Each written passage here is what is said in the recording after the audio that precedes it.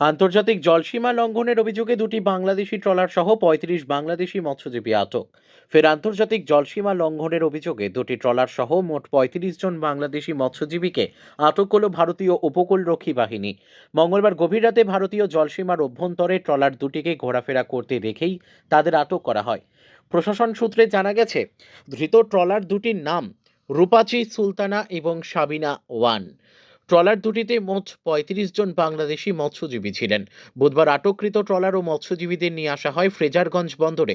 সেখানে উপকূলরক্ষী বাহিনী মৎস্যজীবীদের ফ্রেজারগঞ্জ উপকূল থানার পুলিশের হাতে তুলে দেয়। পুলিশ সূত্রে খবর, ধৃত ৩৫ জন বাংলাদেশির বিরুদ্ধে অবৈধভাবে ভারতীয় জলসীমায় অনুপ্রবেশ এবং বেআইনিভাবে মৎস্য আরোহণের মামলা রুজু করে বৃহস্পতিবার তাদের কাকদ্বীপ মহকুমা আদালতে পেশ করা হবে। বারবার বাংলাদেশি মৎস্যজীবীদের জলসীমা লঙ্ঘনের ঘটনা আন্তর্জাতিক জলসীমাতে উপকূলীয় নিরাপত্তা নিয়ে প্রশ্ন তুলেছে। এই বিষয়ে নিরাপত্তা আরও জোরদার করা হবে বলে প্রশাসনের পক্ষ থেকে জানানো হয়েছে।